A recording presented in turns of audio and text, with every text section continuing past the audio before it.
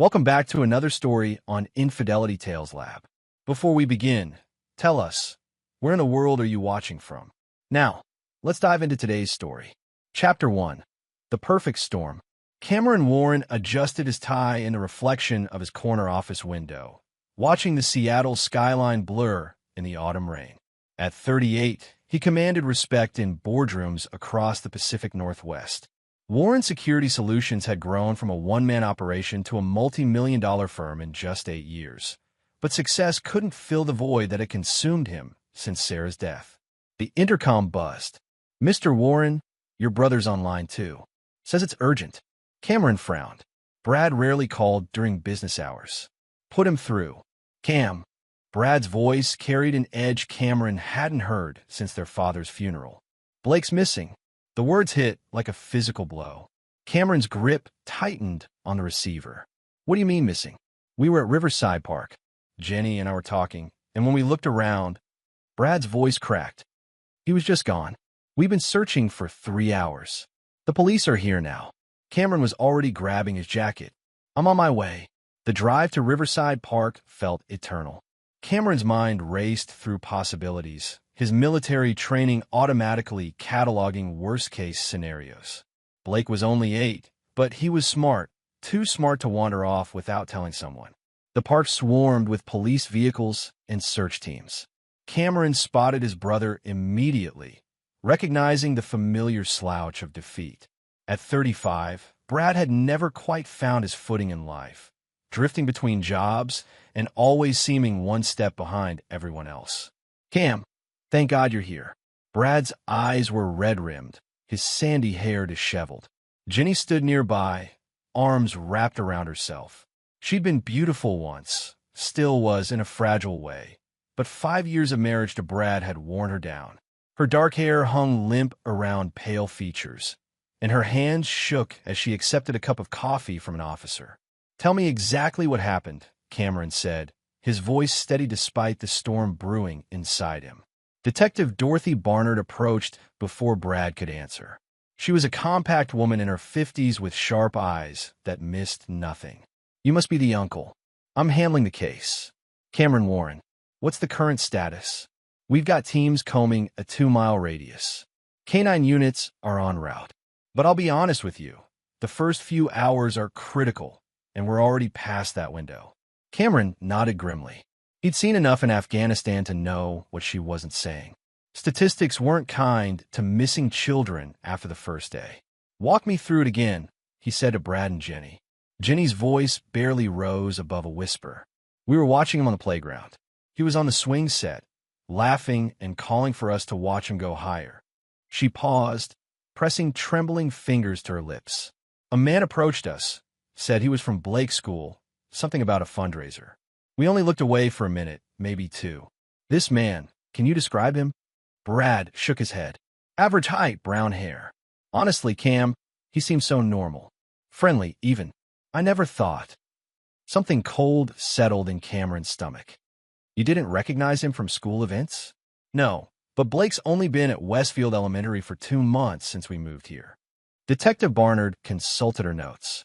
"The description matches about half the male population of Seattle. We'll canvass for witnesses, check security cameras in the area." As the detective walked away, Cameron pulled his brother aside. "Brad, I need you to think. Has anyone been asking questions about Blake lately? Strangers in the neighborhood? Anyone taking unusual interest in your family?" "I don't know, maybe."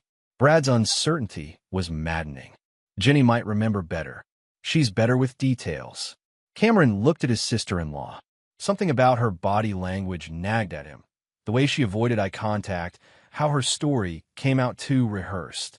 But grief affected people differently, and he learned not to trust first impressions in crisis situations.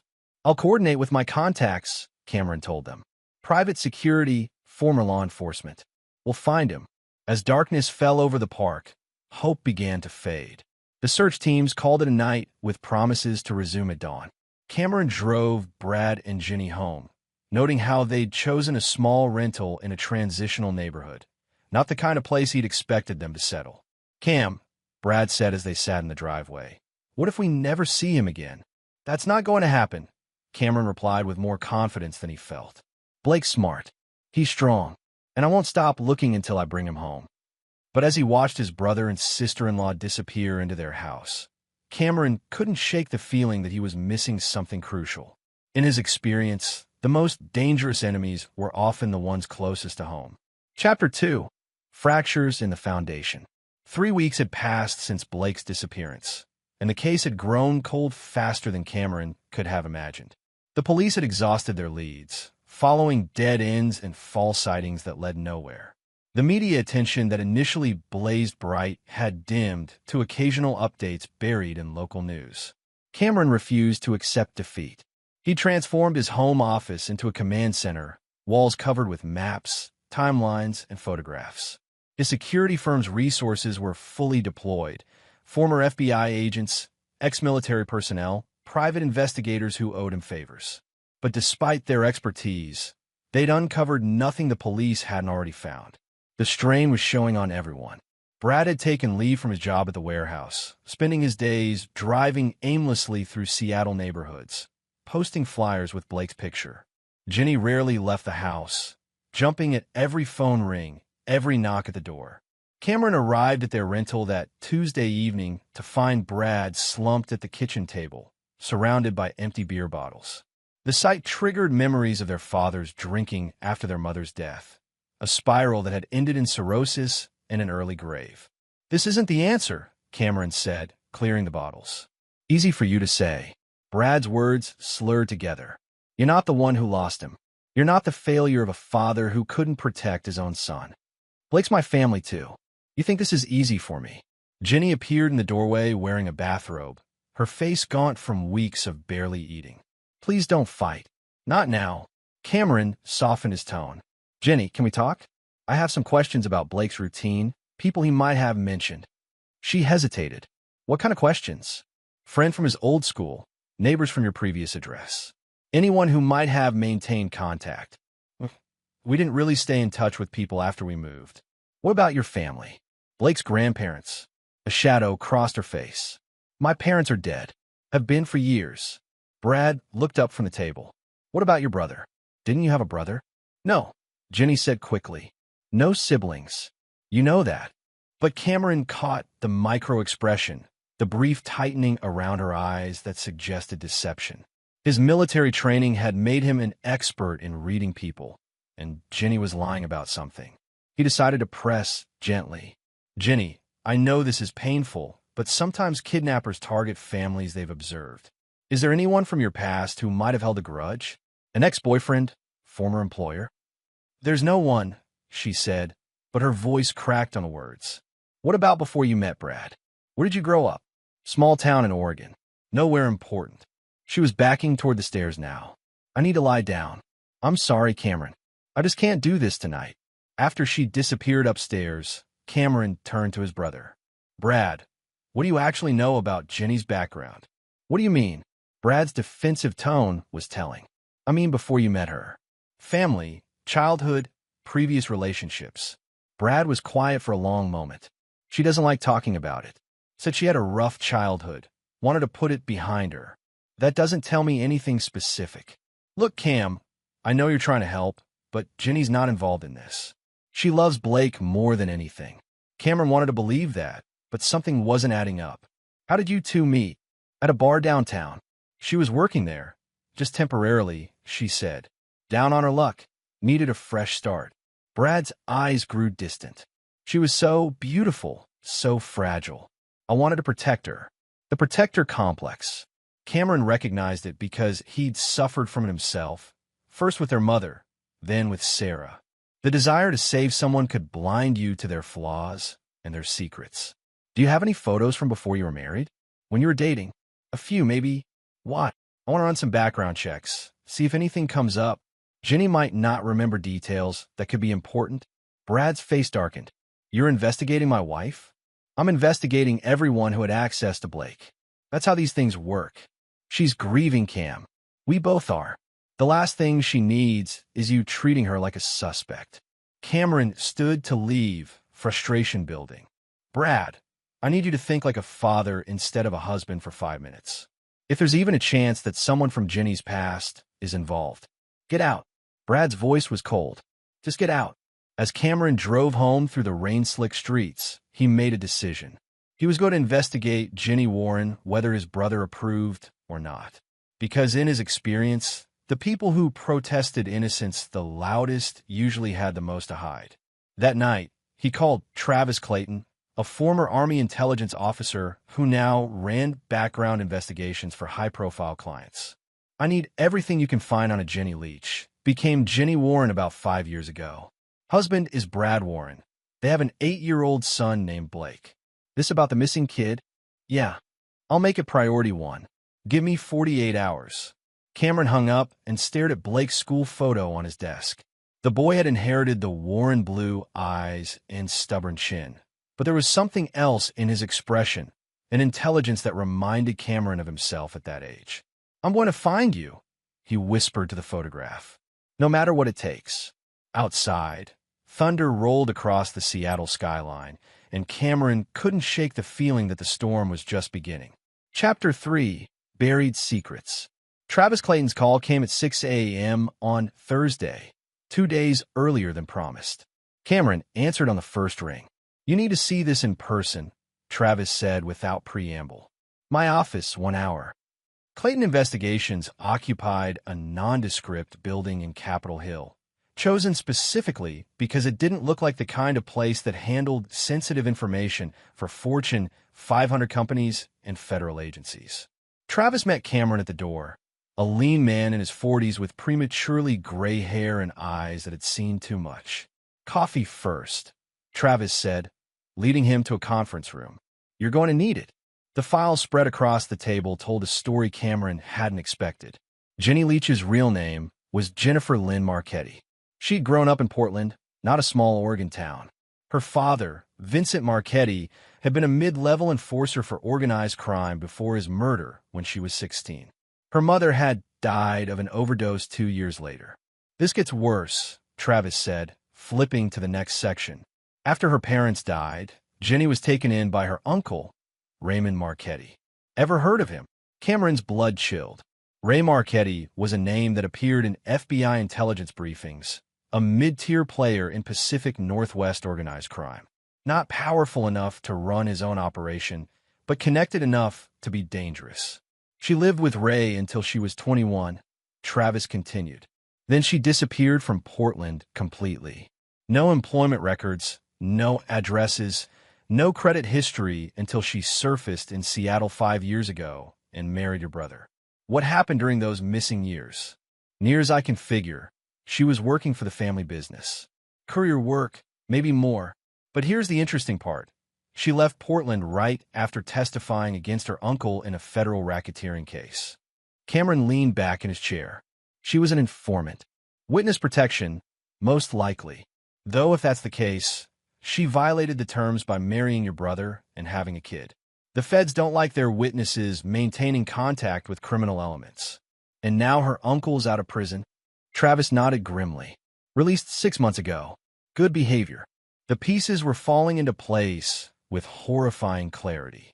Ginny had betrayed her uncle to save herself, gone into hiding, built a new life. But that kind of betrayal came with a price, and the Marchetti family was known for their long memories. Travis, I need surveillance on Ray Marchetti. Everything. Where he goes, who he meets with, what he has for breakfast. Already started. But Cameron, if I'm right about this, your nephew might not be missing. He might be collateral in a family dispute that goes back years. Cameron's phone buzzed with a text from an unknown number. Check your email. Come alone. Tell no one. A friend. The email contained a video file with no explanation. Cameron's hands trembled as he opened it on Travis's secure computer. Blake's face filled the screen. He looked older, thinner but alive. He was in what appeared to be a small room with cinderblock walls. When he spoke, his voice carried a maturity that broke Cameron's heart. Uncle Cameron, if you're watching this, then they let me send it. I've been here for almost 6 weeks now. I'm okay. They feed me, and no one's hurt me. But I heard them talking, and I need you to know the truth. Blake looked over his shoulder, then leaned closer to the camera. It's about Mom. Her real name isn't Ginny Leach. It's Jennifer Marchetti, and she used to work for some very bad people. They took me because she testified against her uncle and put him in prison. She made a deal with the FBI, but she broke it when she married Dad. The boy's composure was remarkable, but Cameron could see the fear. They want her to come back and work for them again. If she doesn't, they're going to... Blake's voice caught. They're going to hurt me. Uncle Cameron, Mom and Dad are going to trade me back, but it's a trap. They're planning to kill all of us once they get what they want. The video cut to black. Cameron and Travis sat in stunned silence. Finally, Travis spoke. The kid's smart. Too smart for his own good. We need to move fast. If they're planning to kill Jenny and Brad along with Blake. Cameron was already formulating a plan. Can you trace the video? I'll try, but these guys aren't amateurs. They know how to cover their tracks. Cameron's phone rang. Brad's number. Cam, thank God. Jenny got a call. They have Blake. They want to meet tonight to discuss terms. Brad, listen to me very carefully. Do not meet with them. Do not go anywhere alone. Pack a bag and come to my house right now. What? Why? I thought you'd be relieved. Just trust me. Your life depends on it. After hanging up, Cameron turned to Travis. I need weapons, surveillance equipment, and 3 of your best people. Whatever this costs. Pro bono, Travis interrupted. I've got kids too. Cameron looked at Blake's frozen image on the computer screen. The boy was depending on him, but this wasn't just a rescue mission anymore. It was war against an enemy that had been planning this for years. And Cameron Warren intended to win. Chapter 4. The Web Titans. Brad and Jenny arrived at Cameron's Bellevue estate that evening, their faces masks of terror and confusion. Cameron's house was a fortress disguised as a luxury home. Reinforced windows, advanced security systems, and sightlines that would make a sniper proud. It had cost him $3 million, but in his line of work, paranoia was a survival skill. Why couldn't we just go to the police? Jenny asked for the 3rd time as Cameron led them to his study. Because the police can't protect you from Ray Marchetti, Cameron replied, studying her reaction. Jenny's face went white. I don't know who that is. Cut the shit, Jennifer. Cameron's voice was ice. I know who you really are. I know about your uncle, about the testimony, about witness protection. What I don't know is why you dragged my brother and his son into your mess. Jenny collapsed into a chair, the pretense finally cracking. Brad looked between them in bewilderment. Jenny, what's he talking about? She closed her eyes. My real name is Jennifer Marchetti. Ray Marchetti is my uncle, and he's the reason Blake was taken. Brad's face cycled through disbelief, anger, and betrayal. You lied to me. About everything. I was trying to protect you. Jenny's composure shattered. You don't understand what these people are capable of. When I testified against Uncle Ray, I thought witness protection would keep me safe. But I couldn't live that life, alone, constantly looking over my shoulder. When I met you, Brad, you offered me something I never had, a chance to be normal. Cameron leaned forward. So you put a target on my brother's back and his son's head. I thought enough time had passed. Ray got 15 years. I never thought he'd get out early. Your uncle called tonight, Brad said quietly. He wants to meet tomorrow at the old fishing pier in Tacoma. He said you'd know the place. Jenny nodded miserably. Pier 47. It's where he used to run his smuggling operations. He wants me to come alone. What exactly does he want? Cameron asked. Me to come back. Work for the family again. Jenny looked at her hands. I was good at what I did, logistics, money laundering, courier work. I knew the business inside and out. And if you refuse, Blake dies. Then you both die. Then me, slowly. The room fell silent, except for the rain battering the windows. Cameron's mind was already working through possibilities, contingencies, tactical approaches. There's something else, Jenny continued. Ray isn't working alone. He's partnered with someone new. Someone with resources and connections he never had before. That's how they found me so quickly. How they managed to take Blake from a public park in broad daylight. Who's the partner? I don't know. Ray was always careful about compartmentalizing information. But whoever it is, they're professional. Military trained, probably. Cameron's blood chilled. A criminal organization with military expertise was exponentially more dangerous than garden variety thugs. His secure phone buzzed. Travis Clayton's voice was tight with urgency. Cameron, We've got movement. Ray Marchetti just left his apartment with 3 vehicles. Full surveillance teams in each. They're heading toward Bellevue. How far out? 20 minutes, maybe less. Cameron was already moving. Brad, Jenny, basement. Now, there's a safe room behind the wine cellar. Code is 0815. What about you? Brad asked. I'm going to give him a warm welcome. As his brother and sister-in-law disappeared downstairs, Cameron activated his home's defensive systems. Steel shutters descended over the windows, motion sensors armed, and infrared cameras switched to active mode. He retrieved a Heckler & Koch MP5 from his weapons safe and checked the magazine. The first vehicle appeared at his gate 15 minutes later, a black Escalade with tinted windows. Cameron watched through his security monitors as 3 men emerged, professionals by their movement and coordination. They didn't try to breach the gate immediately. Instead, they began a systematic reconnaissance of the property. Cameron's earpiece crackled. Warren, this is Clayton. We've got overwatch from the neighboring hill. Count 6 hostiles total. 2 more vehicles on adjacent streets. They're setting up a perimeter. Rules of engagement. They're armed and on your property. In Washington state, that makes them fair game.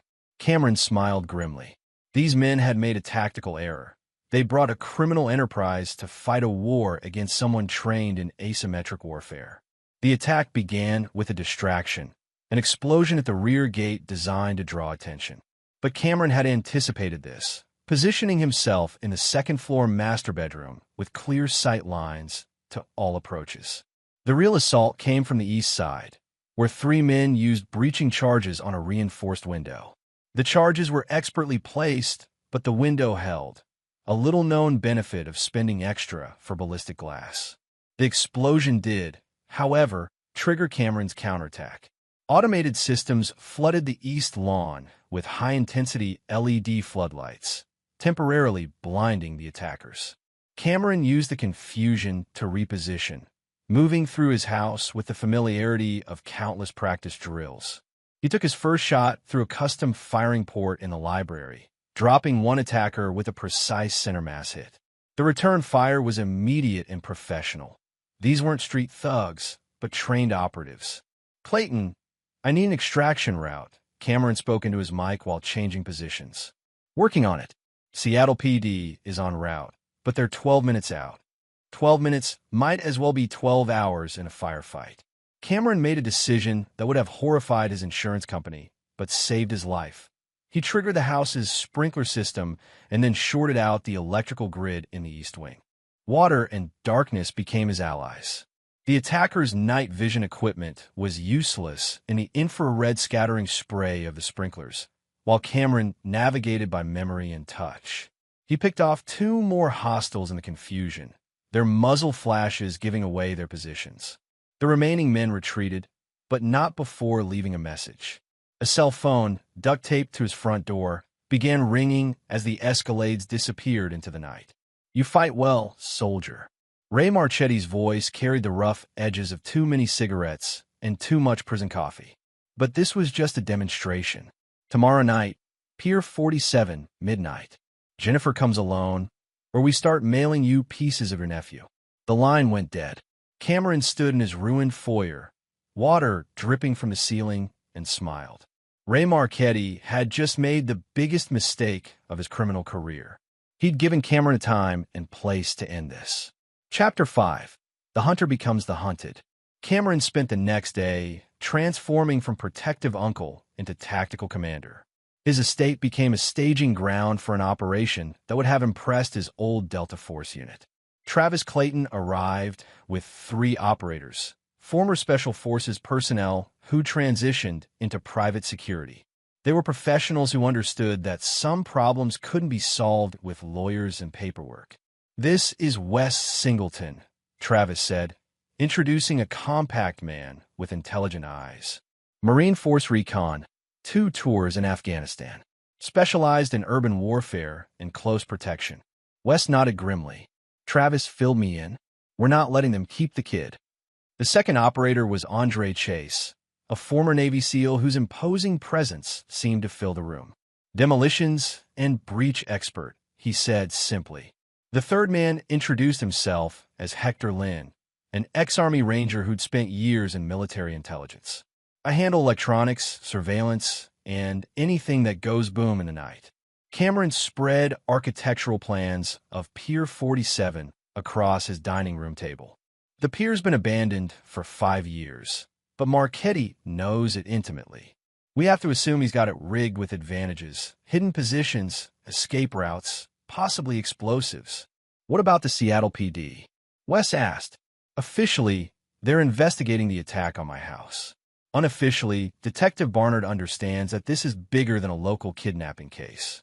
She's giving us a 12-hour window before federal agencies get involved. Jenny sat in the corner, her face a mask of guilt and determination. There are things about the pier you need to know. Uncle Ray used to store merchandise in the old fish-packing warehouse. There are cold storage rooms that could hide a dozen men, and the catwalk system provides sight lines to every approach. How many men can we expect? Cameron asked. Ray never worked with large crews. 6 to 8, maximum. But they'll be professional, ex-military or ex-law enforcement who went private sector. Andre leaned forward. What about this partner he mentioned? Any ideas? Jenny shook her head. Ray was always paranoid about operational security. He compartmentalized everything. But whoever it is, they've got resources. Taking Blake from a public park in daylight required planning, surveillance, and execution that's way beyond Uncle Ray's usual capabilities. Cameron's secure phone rang. The caller ID showed Detective Barnard's number. Warren, we've got a problem. The warehouse district around Pier 47 has been evacuated. Anonymous tip about a gas leak. Every business within a 6-block radius is shut down until further notice. When did this happen? 2 hours ago. Whoever you're dealing with, they're thorough. Cameron hung up and turned to his team. They're isolating the battlefield. Whatever happens tonight, there won't be any witnesses. Hector was studying satellite imagery on his laptop. This could work in our favor. No civilians means we don't have to worry about collateral damage. But it also means they can use heavy weapons without concern. What's our insertion strategy? Travis asked. Cameron pointed to the water approach. 3 teams.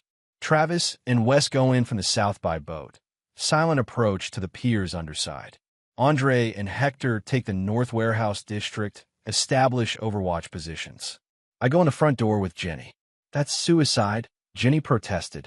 Uncle Ray will kill you both the moment he sees you. No, he won't, because he needs you alive, and he needs me alive to suffer. Ray Marchetti is old-school Italian. He believes in making his enemies watch their families die before finishing them.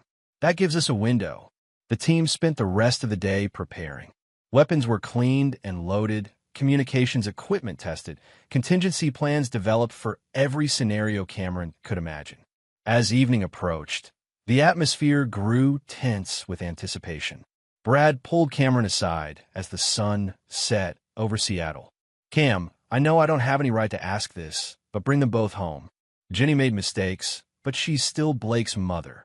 I'll bring Blake home, Cameron replied. What happens to Jenny depends on how tonight plays out. At 10 p.m., the teams deployed. Cameron and Jenny drove toward Tacoma in his armored BMW, the others following in separate vehicles. The warehouse district was a ghost town, streets empty except for a few security barriers and gas leak. Area closed signs. Cameron, Jenny said as they approached the pier. There's something else I need to tell you. About my relationship with Uncle Ray. Now's not the time for confessions. It is because it might save Blake's life. Her voice was steady, resolved. I wasn't just Ray's niece. I was his lover. From the time I was 17 until I testified against him. Cameron's hands tightened on the steering wheel. Jesus, Jenny. He's not going to kill me quickly. Ray believes I belong to him, that I always have. He'll want to reclaim me first. That might give you the time you need. I won't let that happen. You might not have a choice. But promise me, if it comes down to choosing between Blake and me, you save Blake. Cameron parked at the pier's entrance, the ancient structure looming above them like a monument to Seattle's industrial past. Fog rolled in from Puget Sound, reducing visibility to maybe 30 yards. This is it, he said in his mic. All teams, final comms check. South team in position, Travis responded. North team ready, Andre confirmed. Cameron checked his concealed Glock one final time, then stepped out into the fog. Beside him, Jenny walked with the posture of someone approaching her own execution. Pier 47 stretched into the darkness ahead, and somewhere in that maze of rotting wood and rusted metal, Blake Warren was waiting for rescue. Or death. Chapter 6. Into the Lion's Den. The pier groaned under their feet as Cameron and Jenny walked toward the warehouse at its terminus. Fog swirled around the support pilings, muffling sound and reducing the world to a claustrophobic bubble of visibility. Cameron's tactical awareness was hyperactive. Every shadow could conceal a sniper. Every sound might herald an attack. Movement East Catwalk. Hector's voice whispered through Cameron's earpiece. Single shooter, scoped rifle. Copy. Hold position unless I'm compromised. They reached the warehouse entrance, a massive sliding door that had been left partially open. Light spilled from inside, casting eerie shadows across the fog-dampened pier. Jenny hesitated at the threshold. Once we go in there, there's no going back, she said. There was no going back the moment they took Blake. The warehouse interior had been transformed into something resembling a medieval court. Bright work lights created a circle of illumination in the center of the vast space, while the edges remained shrouded in darkness. Blake sat in a chair within the light circle, unrestrained but surrounded by armed men. He looked small and vulnerable, but his eyes were alert, intelligent, calculating like his uncle. Ray Marchetti stepped into the light, and Cameron got his first look at his enemy. Prison had aged the man poorly. His hair was white, his face deeply lined, but his eyes burned with the intensity of someone who'd spent 5 years planning revenge. He wore an expensive suit that couldn't quite hide the weight he'd lost or the way his left hand shook slightly, a tremor Cameron recognized from inmates who'd spent too much time in solitary confinement. Jennifer. Ray's voice carried the warmth of a man greeting a beloved daughter, but his smile was predatory. You've grown more beautiful in my absence. Uncle Ray. Jenny's voice was steady, but Cameron could see her hands trembling. Let Blake go. This is between us. Of course it is, my dear. It always has been. Ray gestured to the men around them. Cameron counted 6, all armed, all positioned to cover different angles of approach. But family business requires witnesses. Your husband's brother here, for instance. The great Cameron Warren, war hero turned businessman. You know who I am? Ray laughed, a sound like gravel in a cement mixer. My partner has made your acquaintance quite thoroughly. Military records, psychological profiles, tactical assessments. We know everything about you, soldier boy. Yet you still came here with only 6 men. Who says I only brought 6? The lights suddenly blazed to full intensity, revealing the warehouse's true scope. Cameron's heart sank as he counted at least 12 additional shooters positioned throughout the catwalk system, each with clear lines of fire to the center area. This wasn't just an ambush, it was a killing field. Uncle Cameron. Blake's voice carried across the warehouse. They made me call you, but I tried to warn you in the message. Before Cameron could respond, Ray backhanded the boy, sending him tumbling from the chair. Rage exploded through Cameron's nervous system, but years of military discipline kept him from reaching for his weapon. Manners, nephew, Ray said coldly. Children should be seen and not heard. Enough. A new voice emerged from the shadows, cultured and confident. A man stepped into the light wearing tactical gear and the bearing of someone accustomed to command. Cameron's blood ran cold as he recognized the face. Francisco Vaughn, former Delta Force colonel, cashiered out of the Army for selling weapons to insurgents in Iraq.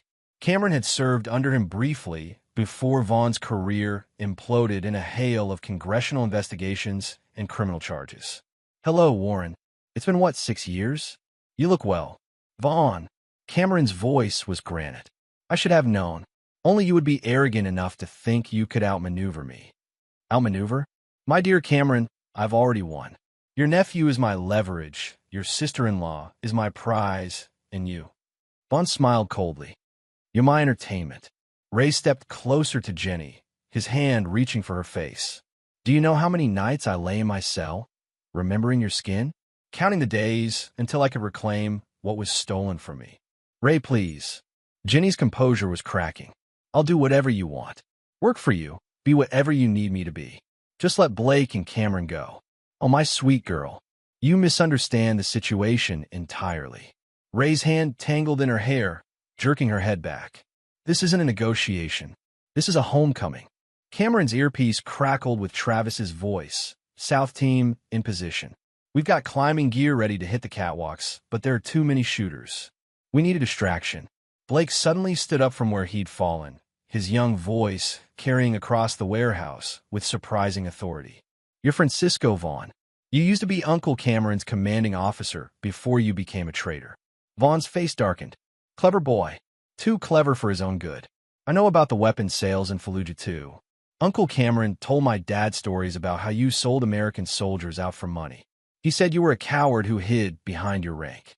Blake, don't, Cameron started, but the boy continued. He said the only mistake the Army made was not putting you in front of firing squad where you belonged. Vaughn drew his sidearm, a polished .45 that caught the warehouse lights. Perhaps it's time this conversation ended. But Blake had achieved his purpose. Every eye in the warehouse was focused on the confrontation in the center circle. The shooters on the catwalks had shifted their attention from their assigned sectors to the drama unfolding below. It was the opening Cameron's team needed. All teams, execute. Cameron shouted into his mic while diving to tackle Blake behind an overturned fish cart. The warehouse exploded into chaos. Flashbangs detonated on the catwalks as Travis and Wes breached from below, while Andre and Hector's sniper fire began picking off shooters from their elevated positions. Return fire erupted from every direction, muzzle flashes strobing like deadly lightning. Cameron rolled behind cover with Blake, checking the boy for injuries. Are you hurt? I'm okay, Uncle Cameron. But they have Mom. Through the gunfire and smoke, Cameron could see Vaughn dragging Jenny toward a rear exit while Ray provided covering fire. This was exactly what he'd feared. The enemy had contingency plans and multiple escape routes. Travis, sitrep. 6 hostiles down, but the primary targets are mobile. They're heading for the north exit. Cameron made a split-second decision that would either save his family or kill them all. Blake, listen to me. When I say go, you run straight for that loading dock. Travis will be there to get you out. What about you? I'm going after your mother. Cameron handed Blake his backup weapon, a small .380 automatic. You know how to use this? Blake nodded grimly. Dad taught me. Good boy. Go. As Blake sprinted toward safety, Cameron emerged from cover and began his pursuit through a warehouse that had become a 3-dimensional battlefield. Bullets whined past his head, concrete fragments stung his face, and somewhere in the maze of machinery and shadows, Francisco Vaughn was escaping with Jenny. But Cameron Warren had spent years hunting enemies through urban terrain, and tonight he was playing for the highest stakes imaginable. The hunt was on. Chapter 7, Blood and Betrayal. Cameron moved through the warehouse like a ghost, using smoke and shadows to mask his approach. The rear section of the building was a maze of abandoned fish processing equipment. Massive tanks, conveyor systems, and freezer units that created perfect cover and confusing sightlines. His earpiece crackled with updates from his team. North team has neutralized 4 shooters. Building is approximately 60% secured. South team is escorting the package to safety, Travis reported. Blake's clear and en route to your vehicle. At least his nephew is safe. Now Cameron could focus entirely on stopping Vaughn and rescuing Jenny. He caught sight of movement ahead. Vaughn's tactical vest disappearing around a corner near the loading docks. Cameron pursued carefully, knowing his former commanding officer was too experienced to be caught in an obvious trap. But when he rounded the corner, he found Ray Marchetti instead. The older man sat slumped against a shipping container, blood seeping from a wound in his chest. His breathing was labored, but his eyes burned with malevolent intelligence. Surprised to see me, soldier boy? Ray wheezed.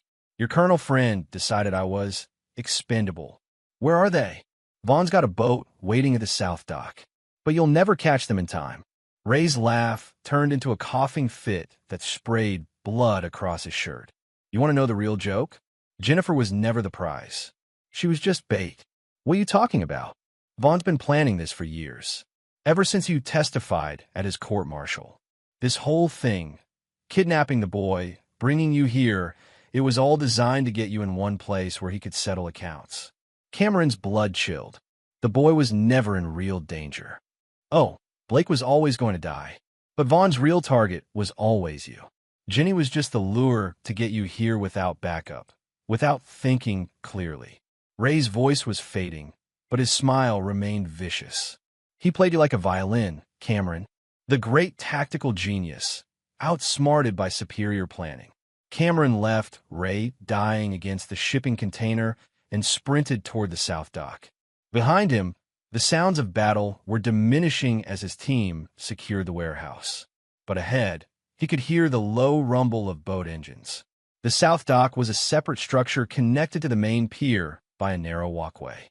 As Cameron approached, he saw Vaughn's escape route, a fast cigarette boat that could outrun anything the Coast Guard had in these waters. But the boat was still moored, its engines idling. Cameron slowed his approach, sensing another trap. Vaughn was too smart to be caught during a predictable escape sequence. Cameron, Jenny's voice carried across the water. Don't come any closer. You got explosives. She was right. Cameron could see the charges now. See, for positioned under the dock, enough to vaporize anyone standing on the wooden structure. Vaughn stood beside Jenny at the boat's stern, a dead man's switch in his left hand. Always the tactician. Vaughn called out, You see the explosive, you see the switch, you calculate the odds. But you don't see the real trap, which is, the charges aren't just under this dock, Cameron. They're under the entire pier. I've got enough C4 to bring down this whole structure, and guess where your team is positioned? Cameron's earpiece confirmed his worst fears. Warren, we've got a problem. Hector's equipment is picking up multiple explosive signatures throughout the building. This whole place is rigged to blow. Vaughn's smile was triumphant. Your choice, soldier. You could try to save Jennifer, but the moment I release this switch, your men die along with everyone else on this pier. Or you can order them to evacuate, and I disappear with my prize. It was a perfect tactical dilemma. Save the team and lose Jenny, or risk everyone for one person. The kind of impossible choice that had haunted Cameron since Afghanistan. But Blake had inherited more than just the Warren blue eyes and stubborn chin. He'd inherited his uncle's tactical intelligence. Cameron's secure phone buzzed with a text message. Uncle C, I'm in the boat's engine compartment. When you give the signal, I'll cut the fuel lines. B, Blake was supposed to be safely evacuated, but somehow he'd circled back and infiltrated Vaughn's escape route. Cameron felt simultaneous pride and terror as he realized his 8-year-old nephew was about to execute a special operations maneuver. Your answer, Cameron. Vaughn was growing impatient. Save your men or save your sister-in-law. Actually, Francisco, there's a third option. Cameron drew his Glock and fired a single shot. Not at Vaughn, but at the boat's fuel tank. The bullet sparked against metal, and Blake's sabotage work paid off immediately. Fuel sprayed across the boat's stern in a volatile mist. Vaughn's eyes widened as he realized the implications. Any spark would turn the boat into a floating bomb, killing him along with Jenny. His dead man's switch had become meaningless. He couldn't detonate the pier charges without destroying himself. You magnificent bastard, Vaughn said admiringly. But you're forgetting something. I don't need to kill Jennifer. I just need to take her with me when I go. He grabbed Jenny around the throat, pressing his sidearm against her temple. Drop your weapon, Cameron, or watch her brains paint the boat's hull. Cameron slowly lowered his Glock. But as he did, Blake Warren emerged from the engine compartment behind Vaughn like a vengeful ghost. In his small hands was the .380 automatic Cameron had given him. Let go of my mom, Blake said with deadly calm. Vaughn started to turn, but Blake fired twice, center mass, just like his father had taught him at the gun range. The former Delta Force colonel toppled backward into Puget Sound, his weapon flying wide. Jenny collapsed to her knees, sobbing. Blake stood over Vaughn's body, floating in the water, the smoking pistol still in his hands, looking like a miniature avenging angel. "Uncle Cameron," Blake said quietly, "can we go home now?" Cameron pulled both of them into his arms as sirens wailed in the distance. The pier was secure, the explosives were being defused, and the Marchetti crime family was finished. But looking at his nephew's two old eyes, Cameron wondered what price they'd all paid for survival. Chapter 8. Reckoning. 3 weeks after the Pier 47 incident, Cameron sat in Detective Dorothy Barnard's office, reviewing the final case reports. The warehouse district had been crawling with federal agents for days. FBI, ATF, Coast Guard, and various other alphabet agencies drawn by the combination of organized crime, explosives, and a former military officer's private war. "Officially," Detective Barnard said, closing the last file folder, "this was a joint federal-local operation to disrupt a major criminal enterprise. Unofficially, you and your team saved a kidnapped child and eliminated several dangerous fugitives. What about the weapons charges?" "Self-defense. Washington state law is very clear about defending yourself and others from kidnappers and armed criminals. The federal prosecutors aren't interested in charging someone who helped them close dozens of cold cases related to Ray Marchetti's operations." Cameron nodded. He'd expected legal complications, but Detective Barnard had proven surprisingly adept at managing the political aspects of the investigation. "What about Blake's participation?" Detective Barnard's expression softened. 8-year-old boy, traumatized by weeks of captivity, acts in defense of his mother. No prosecutor in America would touch that case. Officially, Blake Warren was rescued by federal agents. But they both knew the truth. Blake had killed Francisco Vaughn with the cool precision of someone twice his age. The boy was seeing a trauma counselor now, but Cameron worried about the long-term psychological effects. "And Jenny?" "That's more complicated." The detective's tone turned clinical. "Jennifer Marchetti Warren has agreed to full cooperation with federal investigators. Her information is helping them roll up what's left of her uncle's network. In exchange, she'll receive probation and a clean slate. No charges related to her previous criminal activities. She gets to walk away. She gets to be a mother to a boy who's going to need both parents for a very long time." Cameron left the police station and drove to his brother's house, a different rental in a better neighborhood, paid for by Warren Security Solutions. Brad was slowly rebuilding his relationship with Jenny, though Cameron suspected it would never be the same. Trust, once broken, was difficult to repair. He found Blake in the backyard, practicing with a bow and arrow set Cameron had given him. The boy's accuracy was unsettling. Every arrow found the center of the target with mechanical precision. "Hey, Uncle Cameron." Blake didn't look up from his shooting. "Did Detective Barnard have more questions?" "Just paperwork. How are you doing?"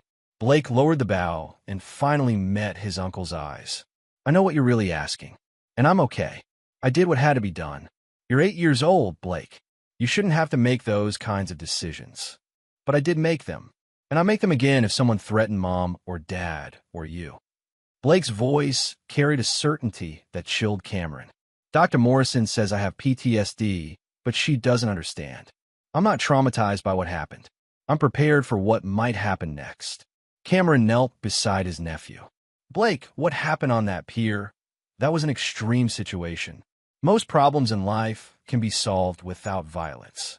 I know that, but some problems can't be. You taught me that, Uncle Cameron. Your whole life taught me that." It was true, Cameron realized. His military service, his security business, even the way he'd handled the Marchetti situation, he'd built his entire adult life around the premise that sometimes good people had to use violence to protect what mattered. "I want you to teach me more," Blake continued. "Tactics, weapons, hand-to-hand combat. Everything you know. Your parents will agree because they know you're right. There are bad people in the world, Uncle Cameron, and someone needs to be ready to stop them."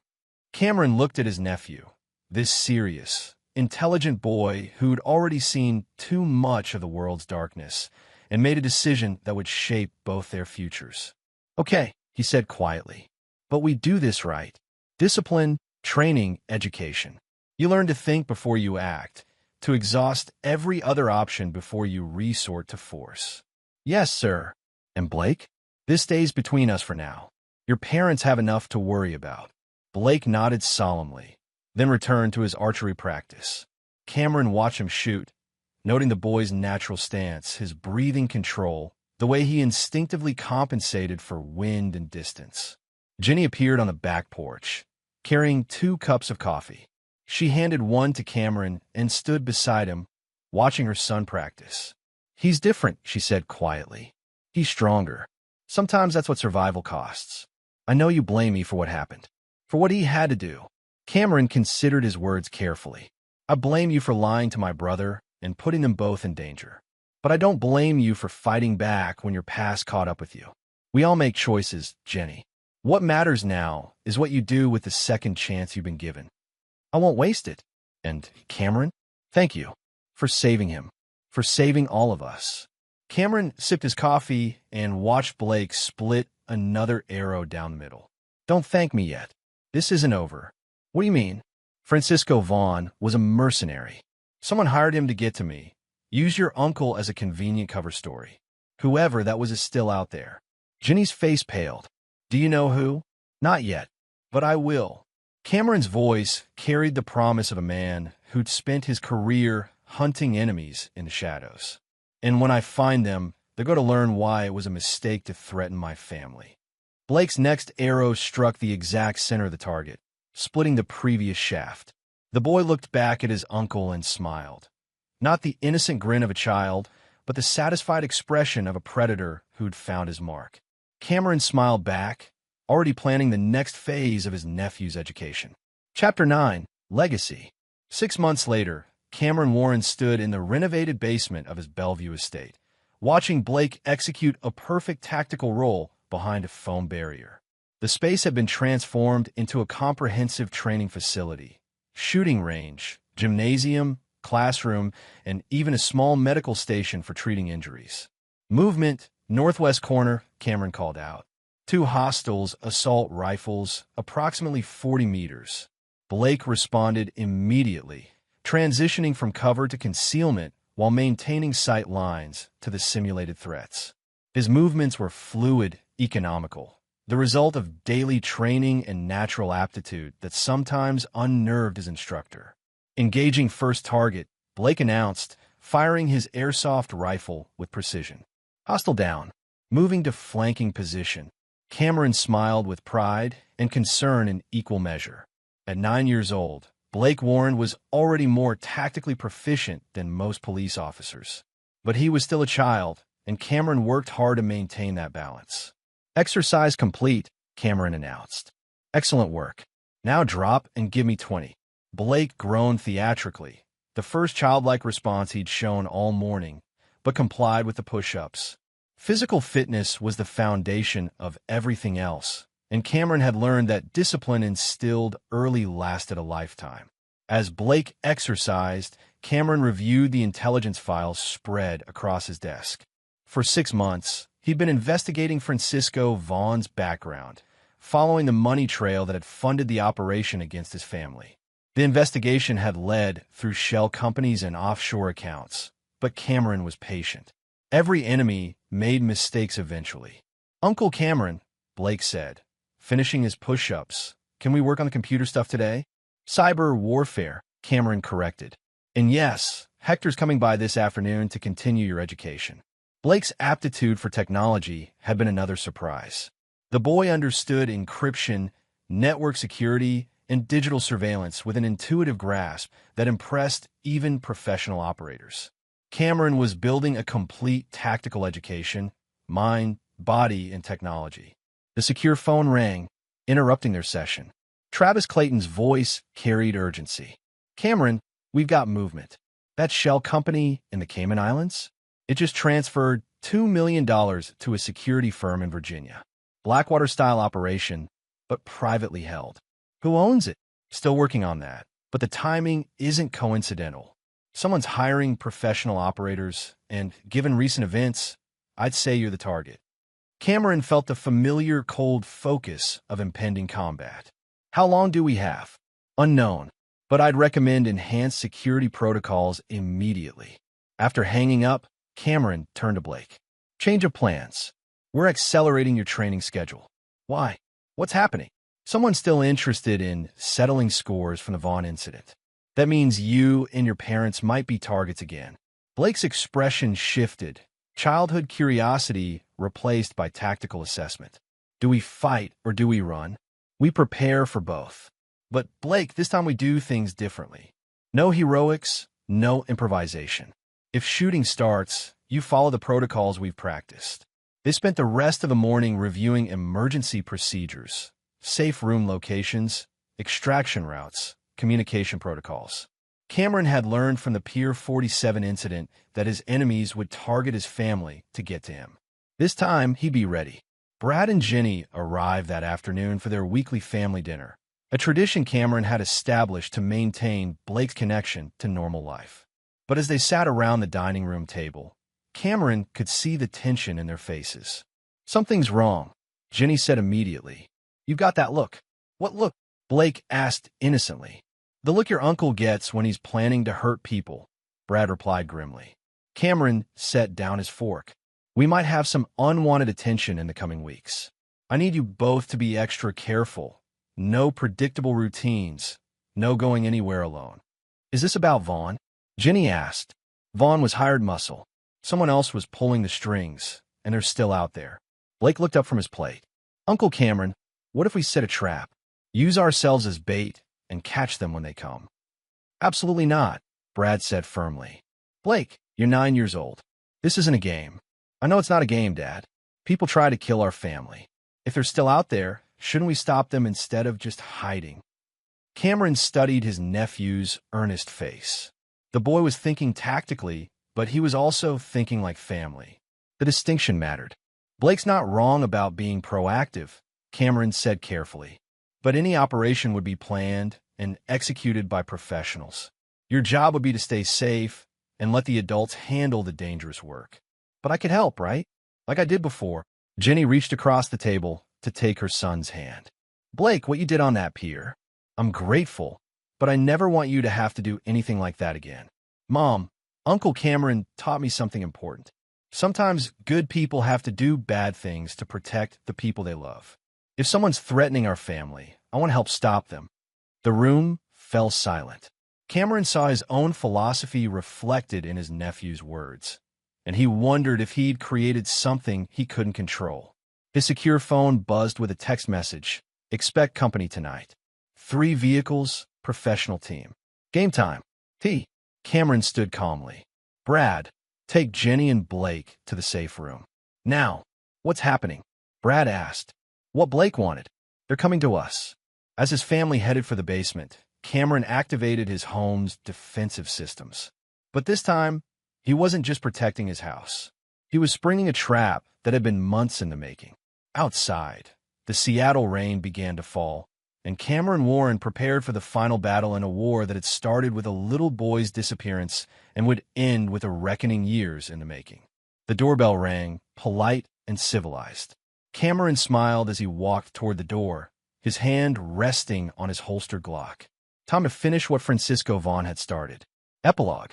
1 year later, Blake Warren celebrated his 10th birthday at a small party in his uncle's backyard. The guest list was deliberately limited. Family, a few school friends, and several of Cameron's security team who become honorary uncles over the months. The threat had ended that rainy Seattle night when Cameron's trap closed around a team of mercenaries sent to eliminate the Warren family. The man behind the operation, a former Pentagon official seeking revenge for Cameron's testimony in the Vaughn court-martial, was now serving life in federal prison. Blake blew out his candles and grinned at his uncle. "What did you wish for?" Cameron asked. "That next year, you'll teach me how to fly helicopters." Cameron laughed, but he was already planning the lessons. Blake Warren was growing up in a dangerous world, and Cameron intended to make sure the boy was ready for whatever challenges lay ahead. Some might call it excessive. Cameron called it family. As the party wound down and guests departed, Blake approached his uncle with a serious expression. "Uncle Cameron, do you think there will be more bad people who try to hurt our family?" Cameron considered the question carefully. "Probably. The world has always had people who choose to hurt others, but also has people like us People willing to stand up and fight back. Good, Blake said with satisfaction. I'll be ready. Cameron looked at his nephew. This remarkable boy who'd already faced darkness most adults never encountered, and felt a mixture of pride and responsibility that would last the rest of his life. The Warren family had survived their trial by fire. Now it was time to prepare for whatever came next. Because in Cameron Warren's experience, there was always something next. And this time, they'd be ready. And there you have it. Another story comes to an end. What did you think? I'd love to hear your thoughts in the comments below. If you enjoy this story, consider joining our community by subscribing. It means the world to us. For more stories like this one, check out the recommended videos on screen. And I'll see you there.